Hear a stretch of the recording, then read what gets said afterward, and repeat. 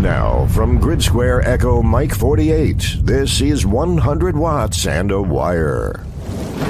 Bring it, friends. This is Kilo Zero, Sierra Tango Hotel. Steve is with us today, too. Whiskey 7 United Delta India. And we are going to be talking about the spirit of radio. And you may say to yourself, see, child, what's this all about? Well, I went through a wave of emotion, Steve. Last Sunday, the FCC issues this statement. And I really just thought, like, why did you feel the need to have to tell us that? And this was in response to, and perhaps it was part of the investigation, the events that happened at the Capitol, the unscheduled, or maybe it was scheduled event. It was an insurrection, a coup attempt, whatever you want to call it. Whatever it was. Well, it was how they probably were looking into how people communicated, you know. And so it was radio. Of course, we know radios. You know, you get yourself a $25 radio, and maybe you're a ham, maybe you're not a ham. But the message came out like, hey, hams, hey, guys using radio, you know you shouldn't do this for illegal stuff, right?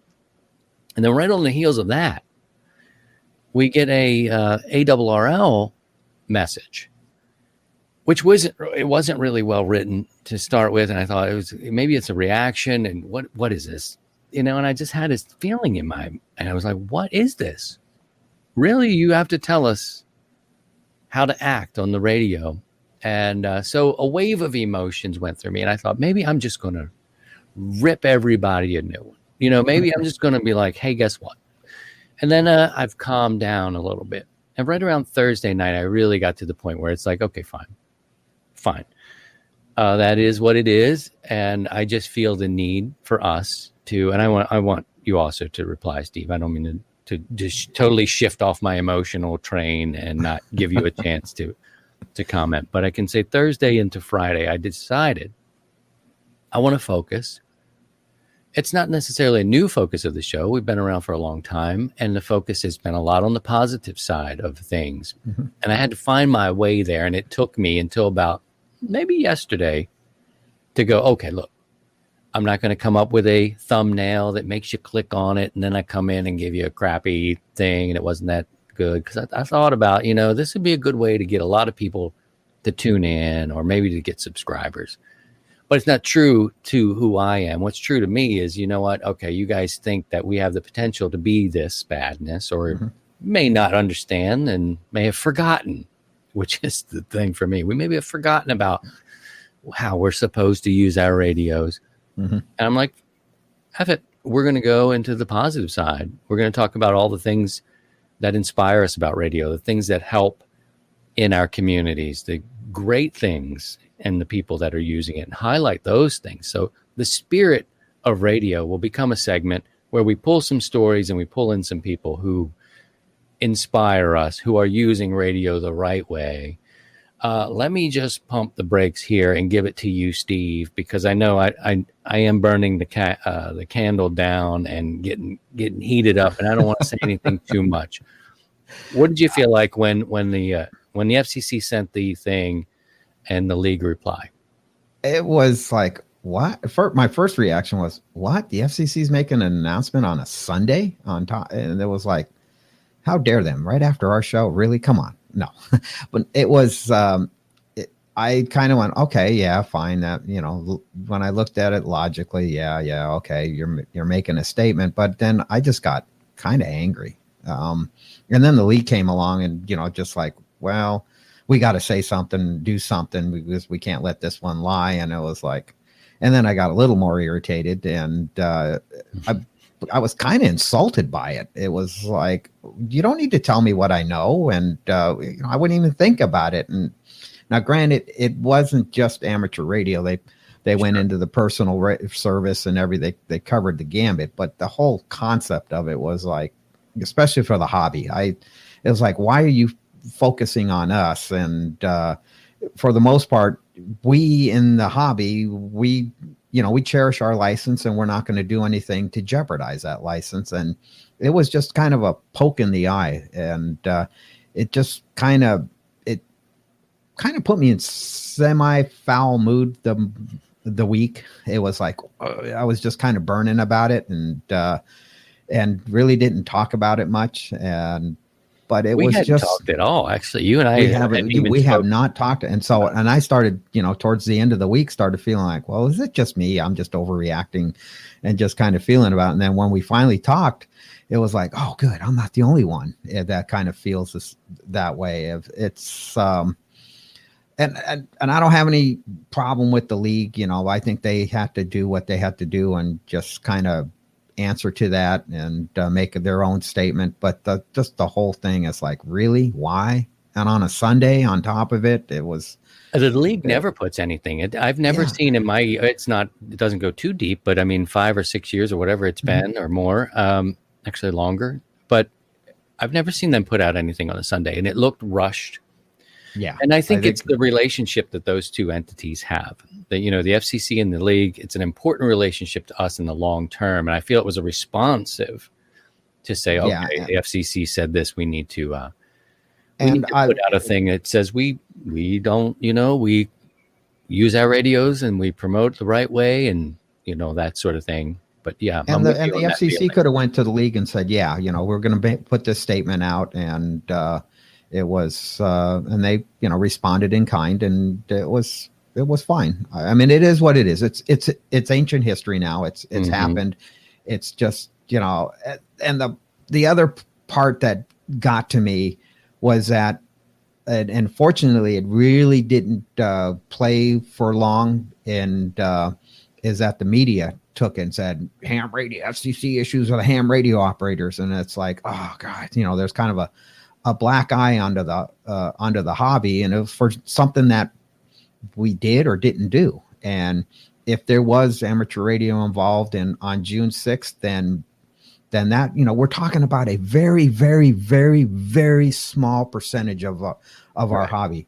And that's not us. And it's totally possible. It's totally possible. We've seen all sorts of business leaders and people that were there, and they got their photographs taken. They have respectable jobs and whatever. They did what they did.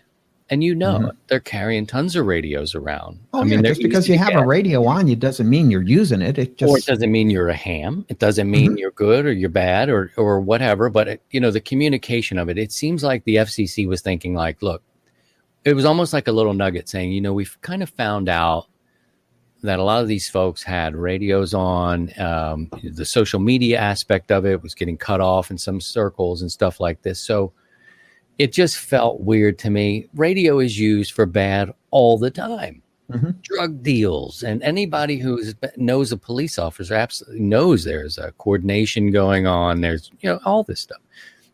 So I figure, instead of getting too deep in the weeds here with my emotional reaction, it's like, okay, the real of me has pulled me to the side that I think I need to show now. I think I need to show the good that radio serves.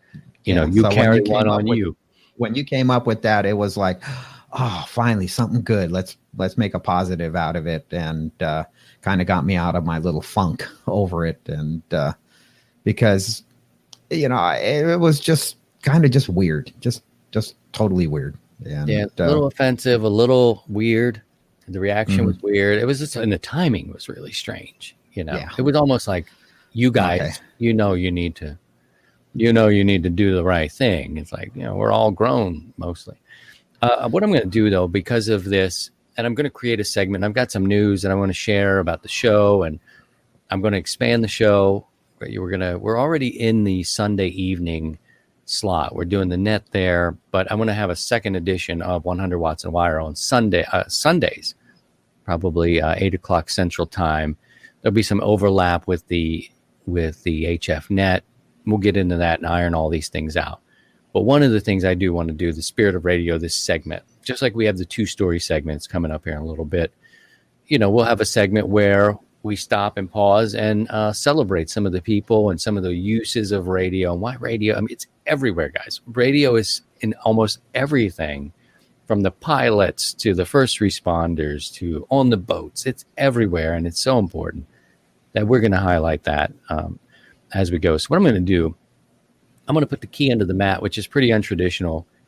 from me to let people come into the studio. You won't appear right into this place. You'll be backstage. You'll be in a green room. And if you've ever been in the live pre-show meet and greet, this is how we do it. Here is the key. What you can do: fill out the information with your name and your call sign. It has to be real and legit. Don't give me a boo boo kitty or some weird thing. I'm not going to bring you up for that. If you got a call sign and a name, put it in there like you see ours on the screen. And if you have a story, bring your story. Let's talk about some of the brighter things. I see it all the time. I saw with the new president being sworn in, you see the people who are protecting him now, as they did with former President Trump, the Secret Service, their radios, the wires in their ears, the way they're communicating. And there's so many cool things about radio. Mm-hmm. That's where we're gonna go. You talk, Steve. And then there's the people that inspired you, and whether it's someone that you know personally or someone on the air, that you've came across, someone operating on the air and you like the way their style, because we all have our style of how we operate, and it's as individual as we are. And I've come across guys that it's whether it's in a contest or just casual rag chewing, you kind of like, wow, they embodied the spirit of the hobby, and they set a good example. Stories like that that you come across, or anything, or someone, a club member, or your Elmer, and just that's what we're looking for, and share it. There's so many. I mean, it's happening every day, and we just kind of get a little oblivious to it. But now we're going to open our eyes and ears and really focus on that, and let's bring it to the forefront. I'm a bit of a Star Wars nerd, especially I guess they would call them. Well, I'm talking about the original 3, but I think they would call them 4, 5, and 6 in the way they are supposed to be presented. This deal. And I'm watching them with my kids for the first time. And it's great. It's great because I remember being of that age and really getting, now they're doing their lightsabers and all this sort of stuff. And they don't have real ones, but they're doing it. The girls, it's hysterical. But look at all the radio use from those movies. All the communication back and forth, and it's in the movie. How radio is being used. Again, on Wednesday, with the new president being sworn in, the cars, the motorcades, the antennas on there, it's everywhere. It's everywhere. And it's just super cool to me, but I'm a radio nerd. So it doesn't need to necessarily be OHF operations. For me, radio is radio. And that includes, and I know this might not be popular for some, but citizen band radio. My father came out of that. Great hams have come from the citizen band. Yes. I don't look at that as being some CB crappers. We got our own problems on the bands before we go start talking. But radio in general, how it's used, all those stories are welcome today, and you're welcome to come in and share those. I think the CB that is the guys that really complain about CB is trying to deflect from our issues that we have in the hobby here. And, we're not perfect. And we have some, characters that troll our bands, and they operate the way they operate. And they're probably the first ones to complain about that. Well, look at these CB operators and da, da, da, da, da. And it's like, no, it's cool. Just because you start in CB, who cares? And you come over into the amateur radio ranks, great. And if you bring some of the lingo over, who cares? It don't, there's guys they vapor lock over that, and coming from the other band. But remember, 11 meters used to be a ham band. It was in 1959, I think it was, when the CB service was started by the FCC. So remember, 11 meters was our band. Yeah. So this show we'll talk about some different topics too. We've got some antennas things to talk about. I'll have to do that. We've got our 2-story segments coming up. Oh, a bit of news that I want to pass before we get into that. Did I keep it up here? And this is courtesy of Karen Eve Murray from Amateur Radio Newsline. Gave me some facts on our new the acting chairwoman of the FCC. Talking about the FCC, her name is Jessica Rosenworcel. She's the new acting chairwoman. We'll see. We don't know if she's going to be the new chair yet. It's a 4-year term, permanent position. Also could go to the person he picks as the 5th commissioner. Or let's see. She's the second woman to lead the agency, although both women led only on a temporary basis. Okay, so we've got a new lady sitting up at the top, Jessica Rosenworcel. So let's hope that she's going to be cool. But that's news. That's big. That's big. I mean, the other guy went out. What's his name? Pye? Was it Pye? Chairman Pye, yeah. Yeah. In fact, I think that was his. He sent that FCC notice out. Wow. Maybe one of his last things that he did. One of his last things that poke us in the eye. Good Lord. Yeah. So we'll talk about some of these other things today. You're welcome to bring your. I remember just before we take our break. I remember seeing Smokey and the Bandit as a kid, and I mean, that's CB. It's so CB, but it was injected into the culture at that point. It had been around certainly, but I don't know when my father picked it up, if it was through film or just a buddy, but I remember he'd go to local meetings. There was a local meeting on the CB, and they'd lay out tables and they'd be eating hot dogs and whatever. And I was just a little kid, but I think the movie culture made it popular. Certainly the mid to late 70s, you started to see it a little bit more. And then it, led to a career for me. It was, so anyway, that's what I want to do with this moment, is to kind of pivot. I'm not so worried about why. I was definitely offended. I don't care anymore. And I just want to let's highlight some of the better things of it, how it works, people who inspired us. And we'll just do that. I want to thank people for stopping in. Maybe I can take a few seconds. People were saying, "See, Child, what's this whole pre-show thing about? Seems pretty laid back." Let me show you what happens sometimes on the pre-show, and then we'll take a break and come back. Here's an instance where we had a guest. He's a pastor, almost like a conscience, And here's what happened on our last pre-show meet and greet. We've been doing all this talking about Betty White, Marianne, and look who shows up. Look who shows up today. Now I've got to repent. I think we're going into confessional. Hi, Pastor Joe. Hey, how are you guys doing? Look at that Boston Red Sox shirt. No, you got a Boston Red Sox thing on. I can't have you here. I'm sorry, Pastor Joe. What is he thinking here? I thought he was going to give me the business. I'm glad you spotted that right away, because so see, here's the thing. Now I'm going to have to go light candles. I got to bring him up because I'll get in trouble. Seriously? This is the treatment I get.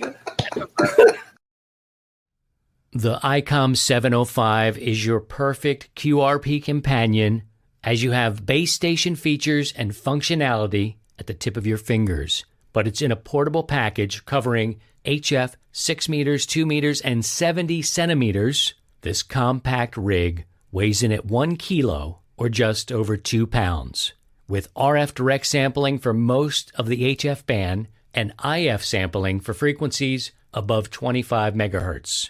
It's got that large 4.3-inch color touchscreen with live band scope and waterfall. And the perfect accessory for the IC705 is the optional backpack. It's the LC192. It has a special compartment for the IC705 and room for accessories for soda activations or just a day in the park. Visit icomamerica.com/amateur for more information on all ICOM radios. If you want to learn programming for Arduino so you can get your electronics project off the ground, then Programming Electronics Academy is the place to be. A membership gives you full access to a library of detailed video courses, including the Arduino course for absolute beginners. PEA has video courses designed for beginners that don't assume you already have a PhD in software design. If you're tired of just cutting and pasting code, visit programmingelectronics.com/100 watts. You can tell I had a cold when I recorded that one. I wasn't feeling so good. All right, friends, everybody knows now, this time of the show, we pick two stories. I invite Karen, KD2GUT, and Paul, WD9GCO, and they're here today. We're going to talk about new stories happening for this week. Karen, I got most of the things right about our new chairwoman there. I hope I didn't miss anything, but thank you for giving me those notes. Sure. Thank you for mentioning it. I think it's historic, and let's see where it goes. Let's see what the president does. I must say, you look like you're in a very fabulous shack there. You've really changed things there, and the house is coming along. What's going on? I have a great interior decorator. His name is Mike Baxter. The name may be familiar to just a handful of people watching today. I should show you. Here we go. KA6LMS. Anybody got those cards? That's our story we're going to start with today. Christian, you've been talking about the good that radio can do. What I'm about to talk about here is the good that television can do. Very important what this show, Last Man Standing, has done for amateur radio is worth celebrating. And guess what? We're doing it. We're doing it big. The show will complete its run. It's a 9-year run this year. And its final production is in March. So coinciding with that, the greater amateur radio world is getting on the air with the call sign. There's going to be a special event station. The mother of all special event stations is getting on the air in March with operators throughout the country. And some will be live streaming as they work their way through the mighty pileups. It's going to be intense. It's going to be amazing. Don't miss it. We have reported about that in this week's Newsline. We've got teams of operators who have worked other special events, such as the 12 Days of Christmas and K2 Heroes, and we're ready. And 100 Watts and Wire will be participating. We will be one of the stations. A lot of people that you're seeing here that are around the show will be involved in being like a net control, I guess you'd call it, or special event operator. Paul, what do you think the significance of this show has been toward ham radio? Anytime you can get something that brings ham radio just into a normal pop culture setting, it's good. I mean, and clearly in the show, Baxter is not just some nerdy guy living in his mom's basement. I mean, he's a normal guy with a career and a family who has the radio set up out in the garage. And I think, I mean, the parts of it that I've seen that have had ham radio in it, it's played realistically for the most part. And because everybody on the crew and the producers are ham, so they get that they can't make it a cartoon or a caricature of what we do. So anytime you get something that portrays amateur radio in a realistic sense, I think it helps with the public image to show that, you know, for the most part, some exceptions, we're all just fairly normal people living our lives who have this hobby where we talk to other people over radio. So I think it's good. I think it's credit to John Amadeo, the executive producer, being a ham. Many shows that you see on television can't even get a radio station proper, like one that would play music. You know, you see them without headphones, you see them without a proper board, and it's just sort of an afterthought. And I think he's made it true. The station is no joke. It is a super station, in fact. I mean, it's an amazing station. I mean, it's a real station. functional station, yeah. Because you get a lot of time in movies where you'll see some ham radio stuff, and it's like they just grab some random electronics from the prop room. Yeah. And if you look like it, if they show a close-up and you can see like the frequency display, it's like nothing anywhere close to an amateur radio frequency, and it's just all just made up crap. Whereas this is a real functional station. Karen, what do you think the impact of Last Man Standing had, putting ham radio? It wasn't super focused on the show. I mean, it was just sort of a theme, but it was a lower stream, but a little bit goes a long way.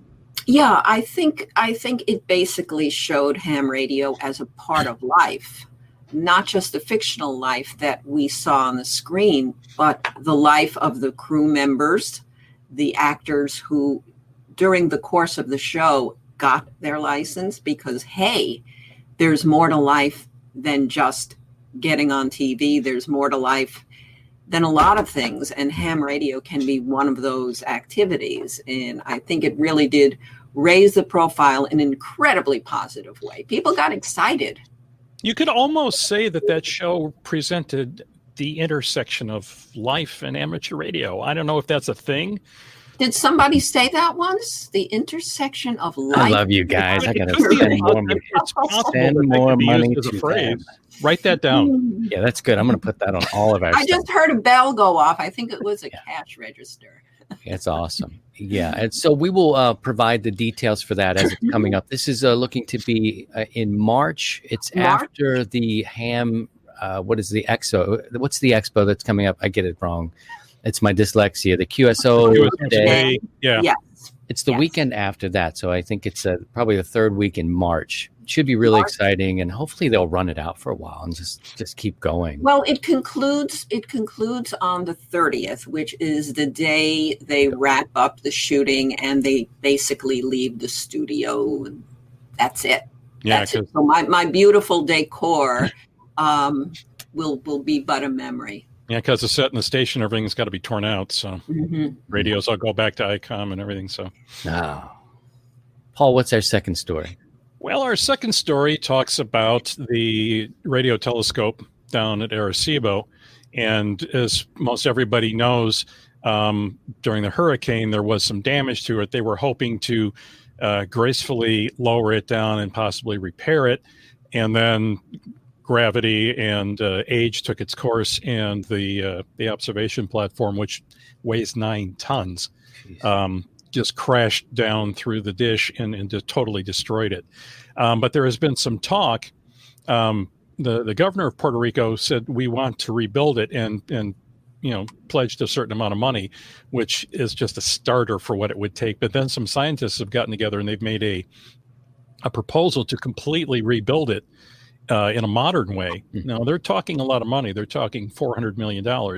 But what they're talking about doing is really cool. And if you're familiar with how some other radio telescope arrays work, they're talking about making, instead of a curved dish on the ground, they're talking about making it flat with a whole grid of smaller dishes that are all computer controlled. So instead of like there used to be the platform on top, well, that's weird. That's new. The platform on top. That's my life as a left-handed writer. That's what my hand looked like my whole life writing. Instead of There's the a cure way for that. the platform on top would tilt and stuff to steer the direction of the array. In this case, they're going to have an array of smaller dishes. All those dishes would tilt in unison, and that's how they would steer it. And they're also talking about putting modern radios on all of those, which would open up a lot of different frequencies and spectrum that they can look at and study. And I mean, to me personally, as a science and space nerd, I would like to see that happen. I mean, that's a global landmark down there. And the problem is going to be it's going to require the funding. And as a U.S. territory, the funding is going to have to come from Congress. And right now there's a lot on the plate. But I mean, there are, without getting political, I mean, there are some things, there are some projects that are being worked on for the military that even like the Air Force says we don't really need those. So, I mean, there is some money to be found in the overall scheme of what is being spent on other stuff. It's like when people talk about NASA, what we have gotten from what we've spent on the space program for all humanity is immense. And the amount of money that they would be spending to do this in the overall scheme of what we spend as a government is tiny. So I would like to see at least it being considered that they do that, because there's still a lot of great research about the universe that could be done. Karen, you'll get the final thought here today. If you had to pitch for the money, for the reason to rebuild this thing, what would you say? Oh, great question. I have to argue before the all the judges of the world to commit the in the United States to commit the funding. I would say that Arecibo already is the facility. It's the go-to facility where great work has been done. And yes, there are opportunities elsewhere, such as in China, where they have opened up their facility to the world scientists. But I would say go with the proven location, go with the reputation, go with the resources that are there. You have the staff, you just need to commit. And what better way to do that than to go with state of the art, build from the ground up, literally from the ground up, because that's all that's there now, and do it. Just do it. Put the pedal to the metal, as they say in CB, and do it. And get it done. And hopefully, even if it does not go forward this year, I'd like to see that at least a commitment is there and that this excellent report and this excellent proposal be brought to life. Well, thank you for that. You guys, you can leave your comments below the video. We'll bring those back. It's a two-way dialogue here, so we appreciate that kind of communication and your thoughts. My thanks to Karen, KD2GUT, and Paul, WD9GCO. Yeah. Thank you, friends. And anything else? Yeah, one quick thing. First off, somebody just suggested that they should cut up the piece of the old one and sell them off to help. I like that idea.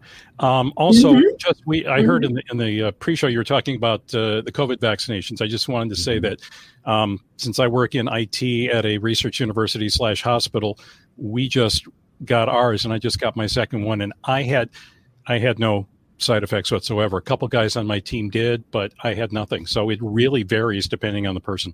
There still is this thing, though, that you have there. Is that part of it? Well, that just showed up. Maybe it's a coincidence. That's new. That's new. So I want to read about that. You're part of the study. Thank you both. We'll see you and talk to you again real soon. Take care. Right, bye-bye. 73. If you're new to the 100 Watts in a Wire community, make sure you visit 100wattsinawire.com to get your 100-watt ID. Go to the Gathering tab, submit your name, call sign, and email address. In a few days, you'll be sequentially issued an ID. Then you can share it on the Sunday Evening HFnet, during operating events, and casual contacts. That's 100wattsinawire.com for your free 100-watt ID. All right, we welcome back, and there's Steve. He's working diligently in his in the chat. What do we miss in the chat? I want to get your impressions on Last Man Standing. I think what a wonderful run for that program. I mean, just when you thought a network would squash it, uprise the people, the power to the people, QRO to the people. That's what I always say. And Fox picks them up for some more time. They're heading out for good, it seems now. Great special event. Any thoughts on the program and the special event, Steve? Oh, love the program. Unfortunately, that we didn't, get as much ham radio into it, but it was there. And as Paul pointed out, it was, it wasn't props just thrown in and made to look like it. It was an actual working station. And the Thanksgiving one was probably one of the best skits there. And so it got featured a little bit, but it did put a positive light onto the hobby here. And I love the program. The comedy was great, and now they're going to get to go out the way they want to go out, and that's, many shows don't get that opportunity to have their last season and go the way they want to go out. So it's a good thing. It's so weird when shows get pulled and they never have like the resolution of what was happening the season, and then it's almost like the writers have to begin structuring the show where they're just episodic resolutions. Like, I guess Seinfeld was a great example. Sure, they'd have kind of a running theme, but there would be, some sort of way, and it would end with a resolution. When you have these longer form shows like that, it can get a little, it gets weird when they go away. But yeah, there's no closure, so it's kind of good.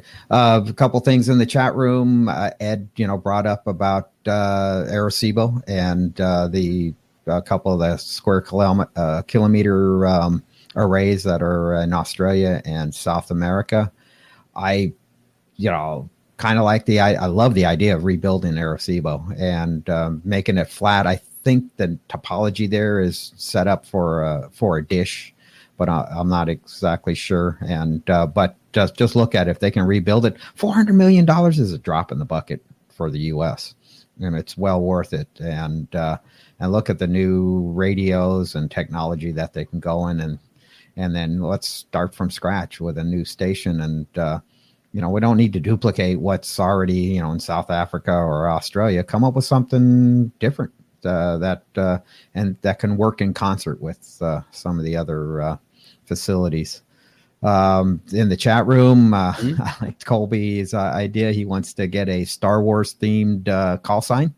And, in fact, one of my coworkers, he has a Star Wars themed call sign, and I'm being really bad about it, but it's Wookiee is it's his Star Wars themed call sign. So I like that. Yeah, it's pretty cool, Rob. He's a character. He's a big Wookiee. He's more of Chewbacca, but big hairy beard and stuff like that. It's really fun to to spend the time. Fun. Just and like for me to watch him again. I remember seeing him in the theater. And for me now, looking back, I'm like, wow. To watch your girls go through that with your kids. Because they're just like in this Yoda. Yoda is just the funniest little dude in the whole world right now, and he's got that. You listen to his voice and it's a Muppet. It's a Muppet and the voice is similar. And so they're kind of piecing this together, but he talks in such a way, your mentor, I am, that kind of whole delivery, and they're like, this is hysterical. Look at this little guy. It's awesome. And so, then let's not forget, the roots and Star Trek and going back with the communicator and things like that, the tricorder, and so there's a lot of history, and it can be brought in, and that's what's cool is you can kind of tailor your interest in having a call sign that could make a little fun of the hobby. And so another thing, there's a lot of talk about CB radio, how a lot of folks got started, and good. And I think it was Don. He was thinking about setting up a CB station and getting out there and talk with truck drivers and stuff like that. So and a lot of our folks came from CB, and good on you guys. It's awesome. Yeah, if you want to share your stories, I'm putting the key under the mat here, which is untraditional for me in doing this, but I'm going to put the link here. And what it'll do is it'll put you in the green room. You're actually backstage. You sit and enjoy it. We have some friends in here today. We have a little bit of room if you want to come. And if you want to share your stories, things that inspire you, the good side of radio. I think we got defensive because we had to defend this, you think that you go being a ham, and you with over 4 decades, and me, I'll be coming up on just 1 decade here before too long. You want to feel that you've done something, positive, like your work means something. And maybe that's what it is. When I get to the core, I think 100 Watts and Wire has done some nice things to help people. And in fact, I've got a letter to share with you. But you feel like you're making a place or a community where people can learn and do good. But, and then something like that comes along, and it's like getting a strange reprimand. Like, same with CB. Okay, if you care about CB, maybe we clean it up. Maybe we focus on the things. It's just like a forgotten land of, but the prepping community relies on it. They have it. They may not be speaking over it, but they have it for that local in communication. It's part of their rep of what they're doing.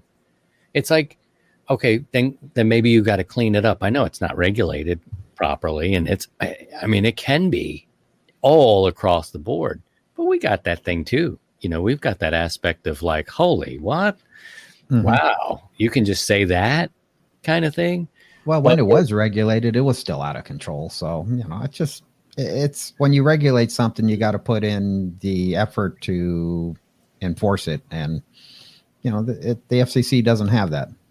And Ed made a comment about the FCC comment, is about, they had their freedom of speech to talk about it, but his point was it was targeted at the wrong community, and I agree with that. So I want to take some of your call. Let's go to the phones. It's my Larry King tribute. I got to spill some wine out for him. I should actually get some wine and have it. But I'd like to hear from you guys. We can do it in the chat. You're tempting me. I want to go get a Snickle Fritz from the Urban Chestnut Brewery. I wish they were a sponsor. Boy, I'd be a fat guy fast. This is Mel's Hole, and it's a local legend here. And there's a tie-in to Art Bell. So I may need a couple of those. We can talk about it. I want to take it to a little casual, to a little casual area. Bring you in if you want to come and visit with us. We have a few friends here that may or may not want to come up and share a story about a positive a radio experience, the spirit of radio, lending your tools, receiving something, giving back, paying it forward. And that's what I plan to do. I plan on building at least a segment or a theme here with 100 Watts and a Wire where we celebrate it. We celebrate it. Maybe we have to defend it a little bit. I'm going to show you the good sides. And I can talk about my father. We can do all these things. My father, Luke. Anyway, everything's coming back to Star Wars now. But you're welcome to join us. Please put your name and your call sign in. I'll ask if anybody wants to come up and wave a hand at me. We'll bring you into the show. A little untraditional, but I think the next segment can be that way before Steve and I tackle some of your questions. Also, if you have questions, I'll drop the form into the chat. And we'll do that. So we're gonna kind of play it by ear as we go here because, we were tested a little bit. Speaking about chat, don't forget to get your call sign in the chat for the antenna giveaway. And there's a thing. I forgot to give away the antenna last week. I gave it away on Sunday, so we have to do that. But I have the name. We do have a winner. I have to announce it. If you have questions, use the form I just dropped in the chat. We'll take a quick little break, flip the record over, and we'll come back and talk to you on the other side of this. To join the 100 Watts and a Wire community, visit 100wattsandawire.com.